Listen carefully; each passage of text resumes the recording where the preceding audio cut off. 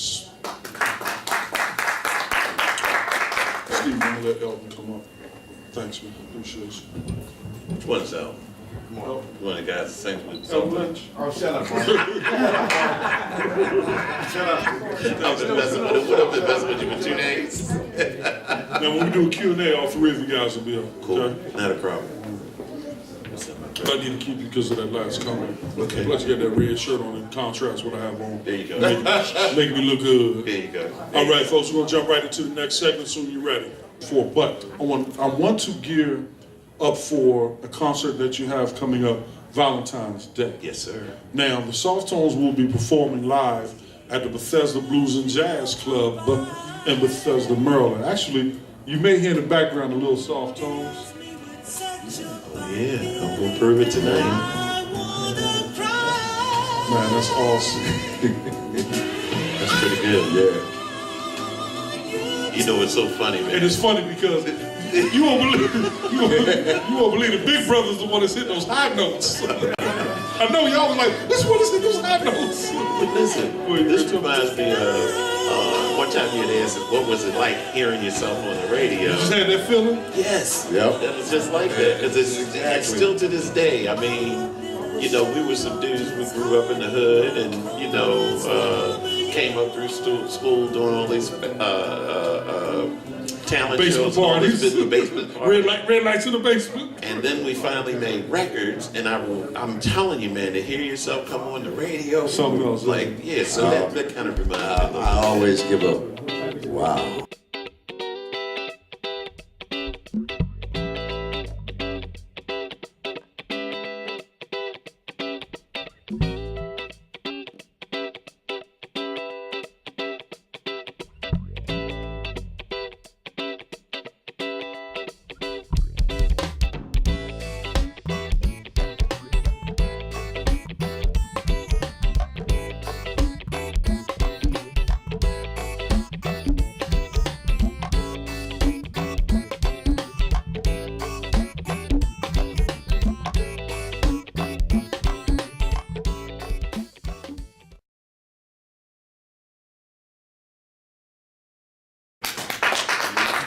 Thank you. Here at Everlasting Life Restaurant, Capitol Heights, Maryland, 9185 Central Avenue. I'm your host, Roland Bubba Grimes of the Roland Grimes Not Just Sports and Entertainment Show. We're climbing up the ladder doing another episode here at the Everlasting Life Restaurant. And tonight we have a wonderful array of guests.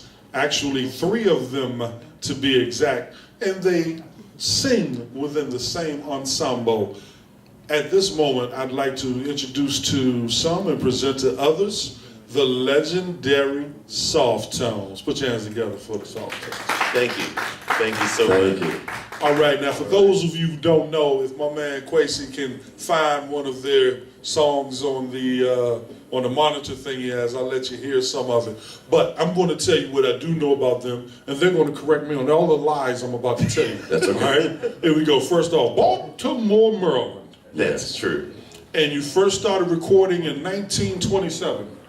No, it's 71-ish. 1971. 1971. Yeah. Super. And you recorded, excuse me one second, we have some food moving along, so you guys tune in. And you recorded an album or 2 or more. How many did you actually release during your early days in business? Throughout a 10-year period, we recorded 5 of our own, which were all Softones, and we were probably on maybe another 8 or so compilations because of one song or another that we had out. So yeah, we did pretty good. All right, now, we talked before, so I'm not going to ask you Yeah, all the there's questions. There's 3 of you. Steve Jackson. Yes, sir. Marvin Brown. Yes, sir. And Mr. Elton Lynch will be up here in the second segment of the show. I wanted to make sure that I gave each of you equal time to kind of tell our story. Absolutely. Steve, real quick, when you decided to get into this music business with these guys, what was your biggest fear taking that leap? Well, back then during that time period, one of my biggest fears was Uncle Sam. I did receive some papers from Uncle Sam. I was, as a matter of fact, Vietnam, right? Yeah, Vietnam. Me and Elton, we talked about this on the way here, you know, as a matter of fact. And my draft classification was a 1A at that particular time, and I received my physical papers. And then from out of the blue, this is my fears, you know, out of the blue was my classification changed again, which was, I think it was a 4F, something like that. That was one of my fears. Other than that, there really hadn't been any fears. It's just that maintaining, that was one of the fears. If you want to last. Yeah, it's being scared of, being afraid of to see if anything is going to get in our way to try to stop us, and you know, and things were coming about, right. And those were basically the fears that I had, you know, coming along the way, and things do happen. Things happen, and you know, you have family members that you're concerned about. You have children that you have, schools and things that you have concerns about, and it's just being able to shuffle things back and forth and knowing how to deal and place everything. And there's no classroom course that gets you ready for that, is there? You can never be prepared. You can never be. Doesn't prepared. matter what age you are. Doesn't matter what age you are. There's always going to be something, and that's a learning process. Knowing that something is going to happen, and being at a young age, you know, you don't think about that too much. You know, what's going to happen. You're naive at a young age. You don't think about it. So you can go through that door. You think you're invincible and things like that. But as you go along, you know, with that draft classification situation, I was blessed with that because, you know, the war had ended, you know, at that particular time, you know, and I got through that. Mm-hmm. And other than that, I was invincible, right. You know, at a young age. Right. I thought I was invincible, you know, until little things started to happen, and it started to make me realize and see that, you know, I have to be just a little bit more careful and prepared on what I'm about to get myself into here. Right, well I know that I talk to a lot of artists, and sometimes that fear of what may happen, that concern about being a one-hit wonder, not having stability, longevity, stops a lot of people from taking you to the stage. Marvin, what was it about you and these guys that gave you the courage to pick up the ball and jump over that goal line when so many people and so many things were either working against you or telling you not to do it? Well, I mean, one of the things, we were so blessed to do it, and for some reason our group kind of took a little different track than some of the local groups that we were familiar with. We were, for instance, in our like 18, 19 years old, you know, we were starting to do clubs and perform more and get out there, and there were other groups who went to school with us and things like that. They weren't doing those sort of things. For some reason, you know, we were blessed in meeting musicians who wanted to play as bad as we wanted to sing. They wanted to play with us, you know. But the greatest fear, as you said, was, I mean, we wanted, it was our way out of sort of the socioeconomic status that we held at that time. It was our way out of being, in a sense, almost nobodies, in a sense. We knew people who would refer to others who were nobodies, if you will. So we got a break. I mean, we could have gone a whole different direction, and the music took us out of that. The fear that I had was, once it started getting good, was it going to stay that way? And I didn't really know how to sustain it to the sense that, to the point that it would stay good. I just feared that one day this gravy train nobody's going to want to hear you. Yeah, Absolutely. we were pretty much self-taught we taught ourselves, and we were motivated to learn, not just what, within ourselves, but we were motivated to find out, what is this group doing? Why are they being so successful and they're so close together?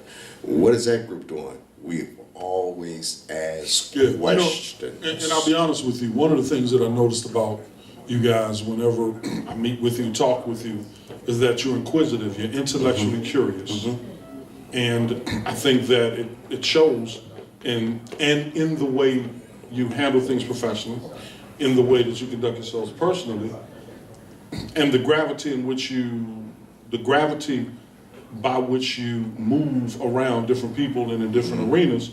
It shows that you're not tripping with so much off of your own stuff. I think, one of the turning points for me, and I think it was with the guys too, is as we got older, we started looking at the realities that you face, because music is not unlike being an athlete. It has a life cycle. It has a life cycle, and very few people stay at the top of the thing forever. There's only one Rolling Stones. There's, I look at today like Jay-Z, and I'm like, wow, that is amazing that in his 40s he does what he does, and he does it better than anybody in the world. And so we had to face some of those realities, and in some ways we reinvented ourselves to the extent that we realized we had to do other things. Yeah, you know what? When we come back, actually we're going to bring Elton Lynch up to kind of dovetail some of where we just ended on that comment with you, reinventing yourselves. We're going to get into that as we get ready for the next segment. Hey folks, sit tight. Rolling Grimes, not just sports entertainment show. We'll be back in a few minutes. Let me know when you're ready. I'm ready.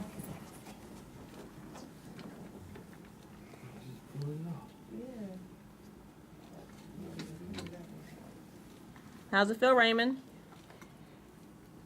I'm enjoying it. Like this side feels lighter and light. Just want to touch it all day, but it does feel lighter. And I love the way. And we had a regular mineral-rich magnetic mud mask. And everyone keeps telling me one cheek looks higher than the other right now. This face does feel lifted. This one feels dropped. I need to lift this one up. We call that a natural lift without I products. feel it. Yes. I feel it.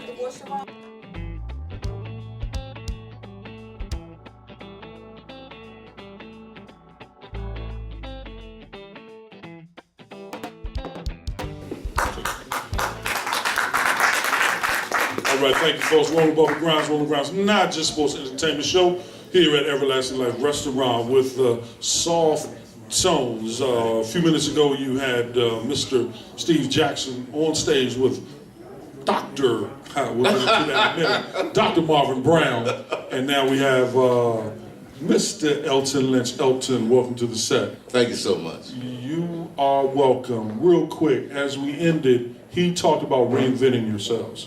Now, I looked at some pictures, and there's a poster up on Facebook now with a picture of you guys sort of in your earlier days, chilling, crooning, and then now, and I'll be honest with you, you guys look a lot the same. So how much more reinvention are you going through? I'll put it to you this way. Put it to. All we can do is one thing, just keep on singing. Really? As long as we do that, we'll be all right. Because we're a very special unit. Understand this, when we sing together, it's like magic. And that's what I love about Now, these guys. I've heard that before. Like when Skip and I were on stage together before we had to take a break, he and I had this chemistry. And people said, "Man, you guys got this magic on the set." You know, okay, I get but that's that. what it is, sir. That's what it is. Understand that we grew up together. Okay. We rehearsed every day. If I could, We sang together every day. every day we did. We came up and we went to junior high school together. In those days we didn't have middle school. Right. We had senior high school. Junior high school to the And 9th grade, then 10th we all grade. just kind of did the transitions in life, especially in all through our 20s and even into our early 30s. You know, we were this is all we knew. You know, we didn't have the some of the life experiences that people who didn't do what we do had. The reinventing was almost catching up with reality in a sense, apart from what we knew. Couldn't do the splits anymore like you did. Oh, Of course not. No. Wait a minute. So does reinvention, does that entail sometimes the clothes? Does it entail the types of songs you can sing now that maybe you... I believe this personally. We can gotta sing start. anything that we want to sing, Okay. but we got to do it our way. And that's the something difference there. he kept with the group, because whenever we had people, we had producers trying to produce all kinds of crazy stuff. Right. And we tell bring us sing this and do producers that. are going to bring what they think people are going to And want there to buy. was one side of me that was like, yeah, let's do that if that's going to go and do. And he would be, or Steve would be like, you know, that's really not us, you know. And it's so funny how now a lot of what is us is starting to come full circle again. And all of a sudden, you know, I had sent a text to the brothers and I was telling Steve Elton about one of our songs on YouTube that's Hey There Lonely Girl. We did a remake of that.